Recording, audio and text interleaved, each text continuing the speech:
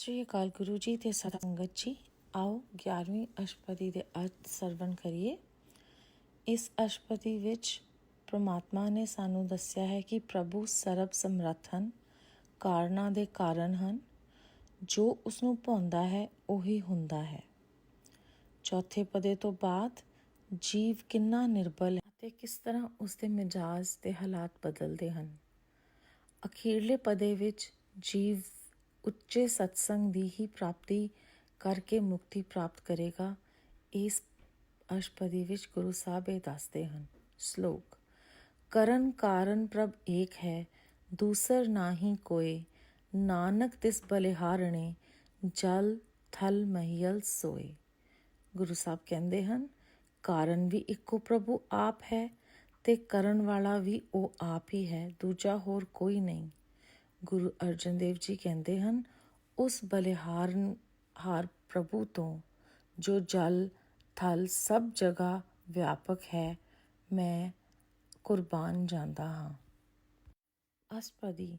ਕਰਨ ਕਰਾਵਨ ਕਰਨੇ ਜੋਗ, ਜੋ ਤਿਸ ਭਾਵੇ ਸੋਈ ਹੋਗ, ਖਿਨਮੇ ਥਾਪ ਉਥਾਪਨ ਹਾਰਾ, ਅੰਤ ਨਹੀਂ ਕਿਛ ਪਾਰਾ ਵਾਰਾ, ਹੁਕਮੇ ਤਾਰ ਅਦਰ ਰਹਾਵੇ, ਹੁਕਮੇ ਉਪਜੇ ਹੁਕਮੇ ਸਮਾਵੇ, ਹੁਕਮੇ ਊਚ ਨੀਚ ਵਿਵਹਾਰ, ਹੁਕਮੇ ਅਨੇਕ ਰੰਗ ਪ੍ਰਕਾਰ, ਕਰ ਕਰ ਦੇਖੇ ਆਪਣੀ ਵਡਿਆਈ, ਨਾਨਕ ਸਭ ਮੇ ਰਿਹਾ ਸਮਾਈ।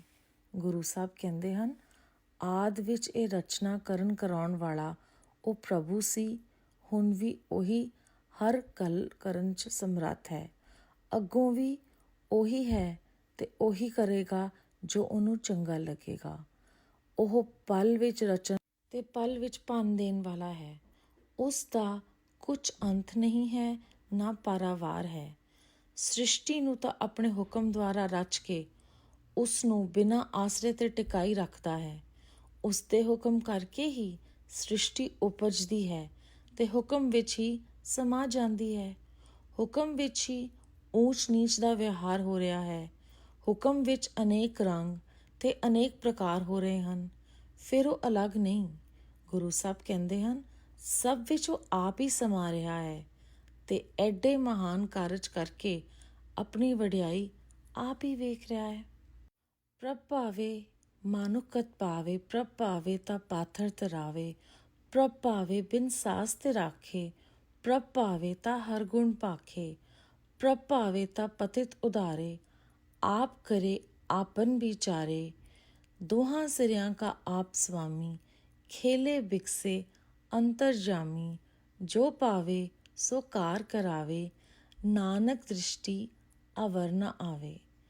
ਇਸ ਪਦੇ ਵਿੱਚ ਗੁਰੂ ਸਾਹਿਬ ਕਹਿੰਦੇ ਹਨ, ਜੇ ਪ੍ਰਭ ਨੂੰ ਭਾਵੇ ਤਾਂ ਮਨੁੱਖ ਮੁਕਤੀ ਪ੍ਰਾਪਤ ਕਰ ਸਕਦਾ ਹੈ। ਜੇ ਪ੍ਰਭ ਨੂੰ ਭਾਵੇ ਤਾਂ ਪੱਥਰਾਂ ਵਾਂਗ ਪਾਪੀਆਂ ਨੂੰ ਭਵਜਲ ਤੋਂ ਪ੍ਰਮਾਤਮਾ ਤਾਰ ਸਕਦਾ ਹੈ। ਜੇ ਉਸ ਨੂੰ ਭਾਵੇ ਤਾਂ ਉਹ ਸਾਨੂੰ ਸਵਾਸਾਂ ਤੋਂ ਬਿਨਾਂ ਵੀ ਬਚਾ ਲੈਂਦਾ ਹੈ। ਜੇ ਉਸ ਨੂੰ ਭਾਵੇ ਤਾਂ ਜੀਵ ਹਰੀ ਦੇ ਗੁਣ ਗਾਉਂਦਾ ਹੈ। ਜੇ ਪ੍ਰਭ ਨੂੰ ਭਾਵੇ ਤਾਂ ਪਤਿਤਾਂ ਦਾ ਵੀ ਉਧਾਰ ਹੋ ਜਾਂਦਾ ਹੈ। ਇਹ ਸਭ ਕੁਝ ਉਹ ਆਪ ਹੀ ਕਰਦਾ ਹੈ, ਕਿਸੇ ਦੀ ਸਲਾਹ ਨਹੀਂ ਲੈਂਦਾ, ਸਦਾ ਆਪ ਹੀ ਵਿਚਾਰਦਾ ਹੈ, ਆਪ ਹੀ ਕਰਦਾ ਹੈ। ਦੋਹਾਂ ਸਿਰਿਆਂ ਦਾ ਉਹ ਮਾਲਿਕ ਆਪ ਹੀ ਹੈ। ਆਪ ਹੀ ਸੰਸਾਰ ਨਾਟ ਦੀ ਖੇਡ ਖੇਡਦਾ ਹੈ, ਆਪ ਹੀ ਖੇਡ ਵੇਖ ਕੇ ਪ੍ਰਸੰਨ ਹੁੰਦਾ ਹੈ। ਉਹ ਅੰਤਰਯਾਮੀ ਹੈ, ਜੋ ਉਸਨੂੰ ਭਾਉਂਦਾ ਹੈ ਉਹੀ ਕਾਰ ਕਰਾਉਂਦਾ ਹੈ, ਹੋਰ ਕੁਛ ਵੀ ਨਜ਼ਰ ਨਹੀਂ ਆਉਂਦਾ। ਕਹੋ ਮਨੁੱਖ ਤੇ ਕਿਆ ਹੋਏ ਆਵੇ, ਜੋ ਤਿਸ ਭਾਵੇ ਸੋਈ ਕਰਾਵੇ, ਇਸਕੇ ਹਾਥ ਹੋਏ ਤਾਂ ਸਭ ਕਿਛ ਲੇ, ਜੋ ਤਿਸ ਭਾਵੇ ਸੋਈ ਕਰੇ, ਅਨਜਾਨਤ ਬਿਖਿਆ ਮੈਂ ਰਚੇ, ਜੇ ਜਾਨਤ ਆਪਨ ਆਪ ਬਚੇ, ਪਰਮੇ ਭੂਲੇ ਦਹਿ ਦਿਸ ਧਾਵੇ, ਨਿਮਖ ਮਾਹੀ ਚਾਰ ਕੁੰਟ ਫਿਰ ਆਵੇ, ਕਰ ਕਿਰਪਾ ਜਿਸ ਆਪਣੀ ਭਗਤ ਦੇ, ਨਾਨਕ ਤੇ ਜਨ ਨਾਮ ਮਿਲੇ। ਗੁਰੂ ਸਾਹਿਬ ਕਹਿੰਦੇ ਹਨ ਕਿ ਇਨਸਾਨ ਦੇ ਕਿਹਾ ਕੁਛ ਨਹੀਂ ਹੁੰਦਾ, ਜੋ ਉਸ ਪਰਮੇਸ਼ਵਰ ਨੂੰ ਭਾਉਂਦਾ ਹੈ ਉਹੀ ਉਹ ਸਾਤੋਂ ਕੰਮ ਕਰਵਾਉਂਦੇ ਹਨ। ਜੋ ਇਸ ਜੀਵ ਦੇ ਹੱਥ ਵਿੱਚ ਹੋਵੇ ਤਾਂ ਸਭ ਕੁਝ ਆਪ ਹੀ ਨਾ ਕਰ ਲਵੇ, ਪਰ ਜੋ ਉਸ ਪ੍ਰਭ ਨੂੰ ਭਾਉਂਦਾ ਹੈ ਸੋਈ ਕੁਛ ਹੁੰਦਾ ਹੈ। ਨਾ ਜਾਣਨ ਕਰਕੇ ਜੀਵ ਵਿਸ਼ਿਆਂ ਵਿੱਚ ਜਾ ਫਸਦਾ ਹੈ, ਜੇ ਜਾਣਦਾ ਹੋਵੇ ਤਦ ਆਪਣਾ ਆਪ ਬਚਾ ਨਾ ਲਵੇ, ਭਰਮ ਵਿੱਚ ਭੁੱਲਿਆ ਫਿਰਦਾ ਹੈ। ਇੱਥੋਂ ਤਾਈਂ ਕਿ ਸੰਕਲਪ ਵਿਕਲਪ ਵਿੱਚ ਤਾਂ ਇਹ ਪਲ ਭਰ ਚਾਰੇ ਕੁੰਟਾਂ ਵਿੱਚ ਫਿਰ ਆਉਂਦਾ ਹੈ, ਪਰ ਅਕਾਲ ਪੁਰਖ ਦੀ ਕਿਰਪਾ ਜਦੋਂ ਹੁੰਦੀ ਹੈ ਤਾਂ ਹੀ ਉਹਨੂੰ ਭਗਤੀ ਮਿਲਦੀ ਹੈ। ਗੁਰੂ ਅਰਜਨ ਦੇਵ ਜੀ ਕਹਿੰਦੇ ਹਨ, ਉਸ ਪੁਰਖ ਦਾ ਨਾਮ ਦੁਆਰਾ ਪਰਮੇਸ਼ਵਰ ਨੂੰ ਪ੍ਰਾਪਤ ਹੋ ਜਾਂਦੇ ਹਨ ਜਿਨ੍ਹਾਂ ਤੇ ਪ੍ਰਮਾਤਮਾ ਤੁਰ ਉੱਠਦਾ ਹੈ। खिन में नीच कीट को राज, पार ब्रह्म गरीब निवाज, जाका दृष्ट कछु न आवे, तित तत्काल दैदस प्रगटावे, जाको अपनी करे बख्शीस, तांका लेखा न गने जगदीस, जियो पिंड सब तिसकी रास, कट कट पूरन ब्रह्म प्रगास, अपनी बनत आप बनाई, नानक जीवें दुख पड़ाई। ਗੁਰੂ ਸਾਹਿਬ ਕਹਿੰਦੇ ਹਨ, ਉਹੀ ਪਾਰ ਬ੍ਰਹਮ ਐਸਾ ਹੈ ਜੋ ਗਰੀਬਾਂ ਨੂੰ ਵਡਿਆਈਆਂ ਦਿੰਦਾ ਹੈ ਕਿ ਉਹ ਪਲ ਭਰ ਵਿੱਚ ਕੀੜੇ ਵਰਗੇ ਨੀਵੇਂ ਨੂੰ ਰਾਜ ਦੇ ਦਿੰਦਾ ਹੈ। ਜਿਸ ਜੀਵ ਦਾ ਨਾਮ ਕੁਛ ਵੀ ਨਹੀਂ ਹੁੰਦਾ, ਉਹਨੂੰ ਕੁਛ ਨਹੀਂ ਦਿਸਦਾ, ਉਸ ਨੂੰ ਝਟਪਟ ਚਾਰ ਚੁਫੇਰੇ ਉਜਾਗਰ ਕਰਾ ਦਿੰਦਾ ਹੈ। ਜਗਤ ਦਾ ਮਾਲਿਕ ਜਿਸ ਉੱਪਰ ਆਪਣੀ ਬਖਸ਼ਿਸ਼ ਕਰਦਾ ਹੈ, ਫਿਰ ਲੇਖਾ ਵੀ ਨਹੀਂ ਗਿਣਦਾ। ਸਾਡੇ ਪਾਸ ਤਾਂ ਜਿੰਦ ਤੇ ਸਰੀਰ ਵੀ ਸਭ ਉਸੇ ਪਰਮੇਸ਼ਵਰ ਦੀ ਦਿੱਤੀ ਹੋਈ ਹੈ। ਉਸੇ ਹੀ ਪੂਰਨ ਬ੍ਰਹਮ ਦੀ ਘੱਟ ਘੱਟ ਦੀ ਪ੍ਰਕਾਸ਼ ਕਰਨ ਦੀ ਕਸ਼ਮਤਾ ਹੈ। ਆਪਣੀ ਸਾਜਨਾ ਪਰਮੇਸ਼ਵਰ ਨੇ ਆਪ ਹੀ ਸਾਜੀ ਹੈ। ਗੁਰੂ ਸਾਹਿਬ ਕਹਿੰਦੇ ਹਨ, ਉਸੇ ਦੀ ਵਡਿਆਈ ਦੇਖ ਦੇਖ ਕੇ ਮੈਂ ਜਿਉਂਦਾ ਹਾਂ। ਕਾ ਬਲ ਨਾਹੀ ਇਸ ਹਾਥ, ਕਰਨ ਕਰਾਵਨ ਸਰਬ ਕੋ ਨਾਥ, ਆਗਿਆਕਾਰੀ ਬਪੁਰਾ ਜੀਓ, ਜੋ ਤਿਸ ਭਾਵੇ ਸੋਈ ਫੁਨ ਥੀਓ, कभू ऊंच नीच में बसे, कभू सोग हरख रंग हसे, कभू निंद चिंद व्यवहार, कभू ऊब आकाश प्याल, कभू बेता ब्रह्म विचार, नानक आप मिलावन हार। परमात्मा कहते हैं कि इस जीव का बल इसके अपने हाथ विच नहीं, बल तां दाता परमात्मा दे हाथ विच है।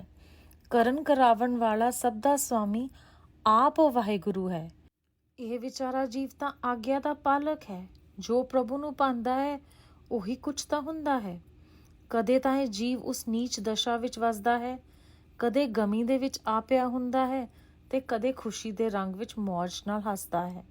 ਕਦੀ ਨਿੰਦਿਆ ਆਦਿ ਵਰਤੋਂ ਕਰਦਾ ਹੈ, ਕਦੇ ਉੱਪਰ ਆਕਾਸ਼ ਵਿੱਚ, ਕਦੇ ਨੀਵਾਂ ਪਾਤਾਲ ਵਿੱਚ ਜਾਂਦਾ ਹੈ। ਕਦੀ ਗਿਆਨਵਾਨ ਹੈ ਤੇ ਕਦੇ ਉਹ ਜੀਵਾਤਮਾ ਆਪਣੇ ਆਪ ਨੂੰ ਕਿਸੇ ਵਿਕਾਰਾਂ ਵਿੱਚ ਫਸਿਆ ਪਾਉਂਦਾ ਹੈ। ਪਰ ਇਹ ਸਭ ਕੁਝ ਪ੍ਰਮਾਤਮਾ ਦਾ ਹੀ ਪ੍ਰਸਾਦ ਹੈ ਕਿ ਉਹ ਆਪਣੇ ਆਪ ਨਾਲ ਮੇਲ ਕੇ ਸਾਨੂੰ ਆਪਣੇ ਆਪ ਨਾਲ ਇੱਕ ਕਰ ਲੈਂਦਾ ਹੈ ਪ੍ਰਮਾਤਮਾ, ਔਰ ਇਹ ਵਿਚਾਰ ਵੀ ਉਹੀ ਪ੍ਰਮਾਤਮਾ ਦਿੰਦੇ ਹਨ। ਕਭੂ ਨ੍ਰਿਤ ਕਰੇ ਬਹੁ ਪਾਤ, ਕਭੂ ਸੋਏ ਰਹੇ ਦਿਨ ਰਾਤ, ਕਭੂ ਮਹਾ ਕ੍ਰੋਧ ਬਿਕਰਾਲ, ਕਭੂ ਸਰਬ ਕੀ ਹੋਤ ਰਵਾਲ, कभू होए बहे बड़ राजा, कभू पेखारी नीच का साजा, कभू अपकीरत में आवे, कभू भला भला कहावे, ज्यों प्रभावे तिवें रहे, गुर प्रसाद नानक सच कहे। परमात्मा कहते हैं, कदे जीव तरह तरह नाल नचदा टपदा है, कदे च चंचलता हुंदी है, दिन रात सौ ही रहिंदा है, कई वारी आलस विच, कदे महा क्रोध विच आंदा है, कदे भयानक हो जाता है, कदे सब दे चरनां दी धूड़ हुंदा है, कदे वो राजे वांगू वड्डा वड्डा बन बहिंदा है, कदे वो मंगते वांग नीवेंपन दा सामान धार लैंदा है, कदे तां निंदा विच आउंदा है ते कदे भली भली ही कहाउंदा है। जिस तरह परमेश्वर रखदा है वो उसी प्रकार जीव रहिंदा है। ये सच्ची गल है। गुरु अर्जन देव जी साहब कहते हैं कि गुरु की किरपा नाल ही मैं ये सब कुछ प्रसाद ग्रहण कर सकदा हाँ। उन्हां दी वडियाई, उन्हां दी कृपा सदका ही असी उसी तरह विचरदे हाँ जिद्दां वो सानू रहना ते रखना चाहुंदे हन। कभू होए पंडित करे बखान, कभू मोन तारे लावे ध्यान, कभू तट तीरथ स्नान, कभू सिद्ध साधक मुख ज्ञान, कभू कीट हस्त पतंग होए जिया, कभू जोन परमे परमिया, नानक रूप ज्यों स्वांगी दिखावे, ज्यों प्रभ पावे तिवें नचावे, जो तिस भावे सोई होए, नानक दूजा अवर ना कोय। परमात्मा कहते हैं, कदे इंसान पंडित होके शास्त्रां ते उपदेशां दा बयान करदा है, कदी जप करके ध्यान विच बैठदा है, कदी तीर्थां दे जलां ते किनारे वस के इशनान भी करदा है, कदी सिद्ध ते साधक होके मूहों ज्ञान कथन करदा है, कदे कीड़ी हाथी पतंगे आद वर्गा जीव होके अनेकां जोनां विच विचरदा है। मन्नो कि यह स्वांगी है, पखंडी है, ਜੋ ਅਨੇਕਾਂ ਭੇਖ ਦਿਖਾਉਂਦਾ ਹੈ, ਸੋ ਜਿਸ ਤਰ੍ਹਾਂ ਪ੍ਰਭੂ ਨੂੰ ਭਾਉਂਦਾ ਹੈ ਉਸ ਤਰ੍ਹਾਂ ਇਹ ਜੀਵ ਨੂੰ ਨਚਾਉਂਦਾ ਹੈ। ਪ੍ਰਮਾਤਮਾ ਕਹਿੰਦੇ ਹਨ, ਜੋ ਉਸ ਪ੍ਰਭ ਨੂੰ ਭਾਉਂਦਾ ਹੈ ਉਹੀ ਕੁਛ ਹੁੰਦਾ ਹੈ। ਗੁਰੂ ਅਰਜਨ ਦੇਵ ਜੀ ਕਹਿੰਦੇ ਹਨ, ਉਸ ਬਿਨਾਂ ਹੋਰ ਦੂਜਾ ਕੋਈ ਇਹ ਨਹੀਂ ਕਰ ਸਕਦਾ। ਜਿਸ ਨੂੰ ਭਾਵੇ ਉਹ, ਜੋ ਭਾਵੇ ਉਹ ਸ਼ਕਤੀਮਾਨ ਕਰ ਸਕਦਾ ਹੈ। ਜੋ ਉਸਦੇ ਮਨ ਹੋਵੇ ਉਸ ਤਰ੍ਹਾਂ ਪ੍ਰਮਾਤਮਾ ਤੁਹਾਨੂੰ ਰੱਖਦਾ ਹੈ। ਦੂਜਾ ਕੋਈ ਵੀ ਨਹੀਂ ਹੈ ਜੋ ਇਹ ਸਭ ਕੁਝ ਕਰ ਸਕੇ। ਕਬੂ ਸਾਧ ਸੰਗਤ ਏਤ ਪਾਵੇ, ਉਸ ਅਸਥਾਨ ਤੇ ਬਹੁਰ ਨ ਆਵੇ। ਅੰਤਰ ਹੋਏ ਗਿਆਨ ਪ੍ਰਗਾਸ, ਉਸ ਅਸਥਾਨ ਕਾ ਨਹੀਂ ਵਿਨਾਸ਼। ਮਨ ਤਨ ਨਾਮ ਰਤੇ ਇਕ ਰੰਗ, ਸਦਾ ਬਿਸਾਰੇ ਪਾਰ ब्रह्म के संग। ज्यों जल में जल आए खटाना, त्यों ज्योति संग ज्योत समाना। मिट गए गवन पाए बिश्राम, नानक प्रभ के सत कुर्बान। ਗੁਰੂ ਸਾਹਿਬ ਕਹਿੰਦੇ ਹਨ, ਕਦੇ ਸਾਧ ਸੰਗਤ ਪ੍ਰਾਪਤ ਕਰ ਲੈਂਦਾ ਹੈ, ਫਿਰ ਸਤਸੰਗ ਤੋਂ ਮੁੜ ਕੇ ਨਹੀਂ ਆਉਂਦਾ। ਸਤਸੰਗ ਸਥਾਨ ਤੇ ਜਾ ਕੇ ਅੰਦਰ ਗਿਆਨ ਦਾ ਚਾਨਣਾ ਹੋ ਜਾਂਦਾ ਹੈ। ਗਿਆਨ ਦਾ ਪ੍ਰਕਾਸ਼ ਇਹਨੂੰ ਜਿਸ ਟਿਕਾਣੇ ਤੇ ਲੈ ਜਾਂਦਾ ਹੈ, ਉਸ ਟਿਕਾਣੇ ਦਾ ਤਾਂ ਕਦੇ ਵਿਨਾਸ਼ ਹੁੰਦਾ ਹੀ ਨਹੀਂ। ਉੱਥੇ ਜੀਵ ਦੇ ਮਨ ਤੇ ਤਨ ਵਿੱਚ ਇੱਕ ਨਾਮ ਔਰ ਪ੍ਰਮਾਤਮਾ ਦਾ ਪਿਆਰ ਦਾ ਰੰਗ ਚੜ ਜਾਂਦਾ ਹੈ। ਫਿਰ ਇਹ ਪਰਮੇਸ਼ਵਰ ਦੇ ਸੰਗ ਵਿੱਚ ਹੀ ਸਦਾ ਹੀ ਵਾਸਾ ਪਾ ਲੈਂਦਾ ਹੈ। ਜਿਸ ਤਰ੍ਹਾਂ ਜਲ ਦੇ ਵਿੱਚ ਜਲ ਆ ਕੇ ਮਿਲ ਜਾਂਦਾ ਹੈ, ਉਸੀ ਤਰ੍ਹਾਂ ਪ੍ਰਮਾਤਮਾ ਦੀ ਜੋਤ ਵਿੱਚ ਆਪਣੀ ਜੋਤ ਰੂਪ ਇੱਕ ਹੋ ਕੇ ਇਨਸਾਨ ਸਮਾ ਜਾਂਦਾ ਹੈ, ਜਦੋਂ ਉਹਨੂੰ ਸਤਸੰਗ ਵਿੱਚ ਆਪਣੇ ਬਾਰੇ ਜਾਗਰੂਕਤਾ ਹੁੰਦੀ ਹੈ। ਇਸ ਤਰ੍ਹਾਂ ਆਉਣੇ ਜਾਣੇ ਸਾਰੇ ਮਿਟ ਜਾਂਦੇ ਹਨ ਤੇ ਮਨ ਨੂੰ ਟਿਕਾ ਮਿਲ ਜਾਂਦਾ ਹੈ, ਸਥਿਰਤਾ ਮਿਲ ਜਾਂਦੀ ਹੈ। ਗੁਰੂ ਅਰਜਨ ਦੇਵ ਸਾਹਿਬ ਕਹਿੰਦੇ ਹਨ, ਐਸੇ ਤਾਰਨਹਾਰ ਪਰਮੇਸ਼ਵਰ ਤੋਂ ਮੈਂ ਬਲਿਹਾਰ ਜਾਂਦਾ ਹਾਂ, ਸਦਾ ਸਦਾ ਬਲਿਹਾਰ ਜਾਂਦਾ ਹਾਂ। ਬੇਅੰਤ ਸ਼ੁਕਰਾਨਾ ਗੁਰੂ ਜੀ, ਸ਼ੁਕਰਾਨਾ ਸ਼ੁਕਰਾਨਾ।